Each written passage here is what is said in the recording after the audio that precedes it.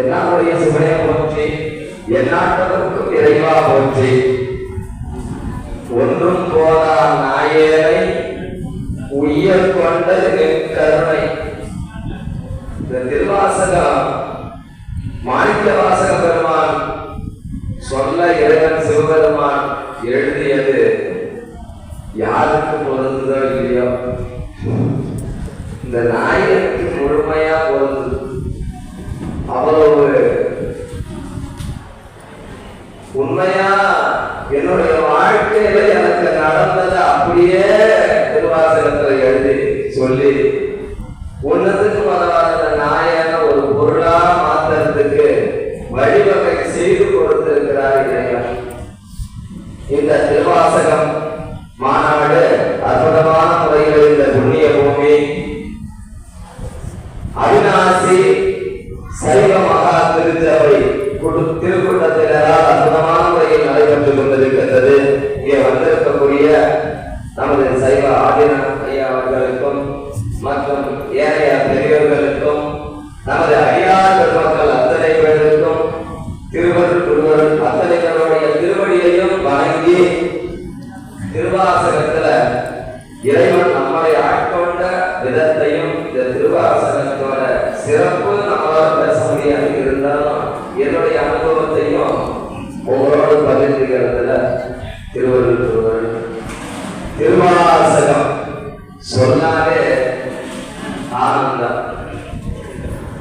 ஒன்றுக்கு வராம சாதாரண மனித வாழ்க்கையில இயல்பா வாழ்ந்துட்டு இருந்த எல்லா இன்ப துன்பங்களையும் அகப்பட்டு கிடந்து இறைவன் திடீர்னு ஆட்கொண்டாரு. அது வரைக்கும் திருவாசகம் தேவாரம் இறைவன் எல்லாமே தெரியாது. அப்படி வாழ்ந்து கொண்டிருந்த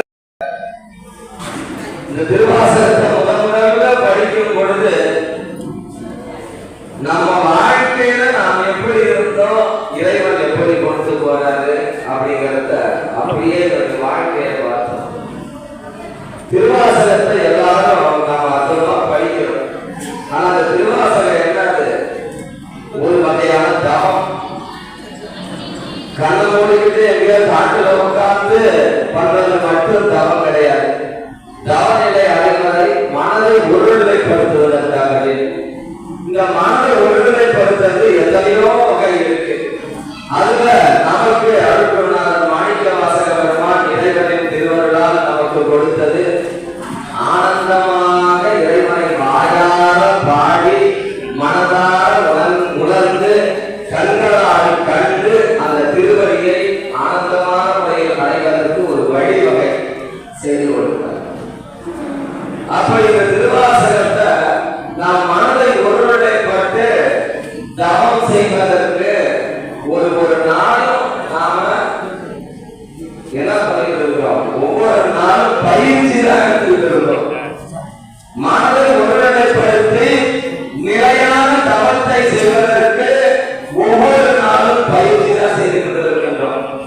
அப்படி இந்த திருவாசகம் அற்புதமான முறையில் நமக்கு கிடைத்து பட்டி மண்டபம் ஏற்றினை எட்டினோடு இரண்டும் அறியேனை ஒன்றுக்கும் உதவாம கல்லா கிடந்த இந்த நாயனை இறைவனின் பெருந்தரணையா ஆட்கொண்டு ஒவ்வொரு நாளும் இறைவன் கொடுத்த ஒரு பெரும் பாக்கியம் என்னன்னா, ஒவ்வொரு நாளும் அந்த திருவாசகத்தை வாயால ஓதக்கூடிய வாய்ப்பு கொடுத்தார்.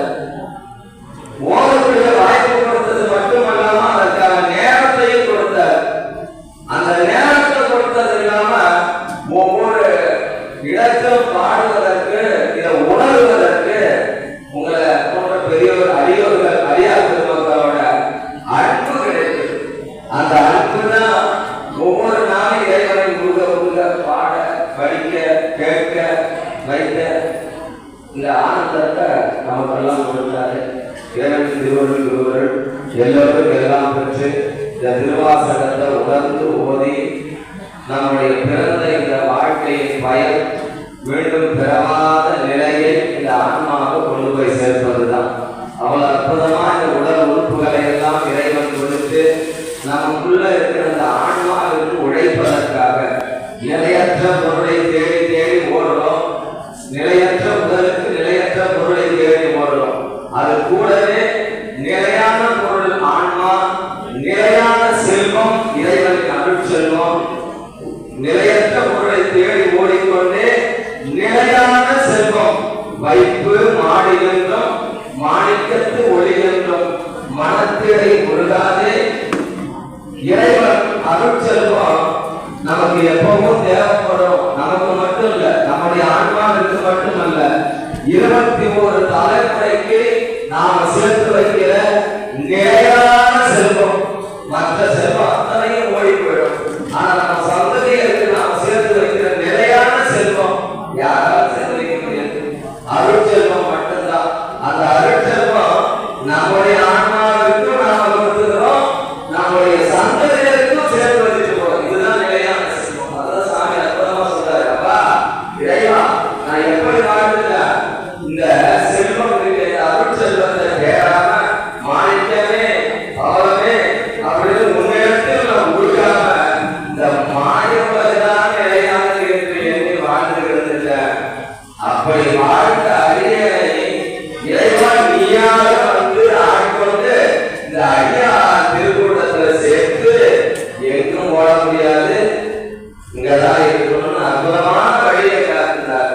மீதி யாவனை யாவையும் நினைக்கிறேன், அந்த நினைப்பு நினைப்பவரும் கூறே நான் எப்படி வாழ்ந்த அப்படின்னு ஏழை தொழும்பனே எத்தனையோ காலங்கள் நாம் வாழ்க்கே வைத்தேன் பரம்பரையை மரியாதை.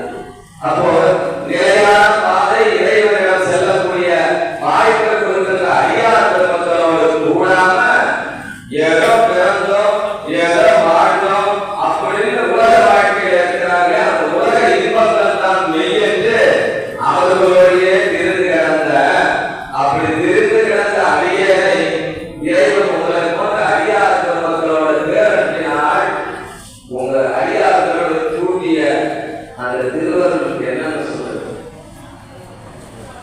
நீதி யாவன் யாவையும் நினைக்கிறேன் நினைப்பவர்களும் கூட ஏழமே பிறந்து இறந்து உடம்பேந்தனை அடியான் என்று இருந்தேன். பாதி மாதம் கூடிய பரம்பரன் நிரந்தரமாய் நின்ற ஆதி ஆண்டு தன் அடியார் திருக்கூட்டத்தில் சேர்ந்த அதிசயம் கண்டாமே.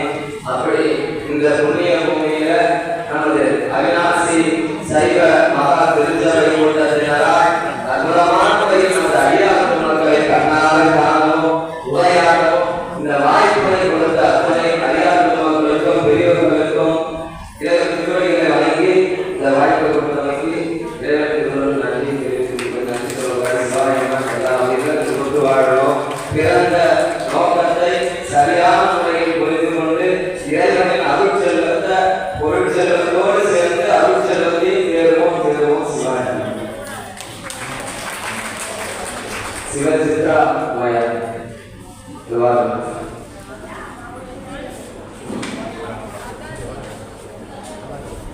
ஒரு சின்ன குறிப்பு. ஐயா அருண் அவர் புத்தகமே எதுவுமே பார்க்க மாட்டாரு. ஆத்மாவும் சாமி நின்று பாராயணம் பண்ணுவார். நம்ம இப்போதான் வந்து எல்கேஜி கீழே கொடுத்துருக்கோம், படிச்சிருக்கோம், ஆனால் அவர் ஆகத்தோட புத்தகங்களை பார்க்காம பாவான மனசை நிறுத்தி அவரோட திருவிழியை நினைச்சு தன்மையை பாடுவார். அதனால் வந்து என்னுடைய அவனாசி செய்யலாம் ஒவ்வொரு மாதமும் நடக்கிற மக்களுக்கு ஒரு குழு அழைச்சி நாங்கள் கைக்கு சிறப்புடைய பணி அதில் போன ஐயா வந்துட்டாங்க. அது ஆத்மார்த்தமாக அந்த நடந்துட்டாங்க. அவருடைய நோன்பு சீரன் சொல்றாங்க. இல்லாம மாணிக்கவாசன் இந்த வரிசை சபை சபை அவருடைய உடனடியாக மனைவெல்லாம் சேர்ந்து பண்ணி வைக்கிறாங்க. அவரை சீரத்துக்காக தொழிலாளர் அனைவருக்கு இந்த சபை சபை வாழ்க்கை இந்த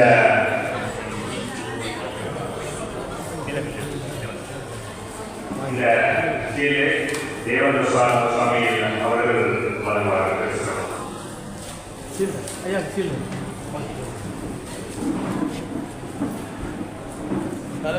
பார்வதி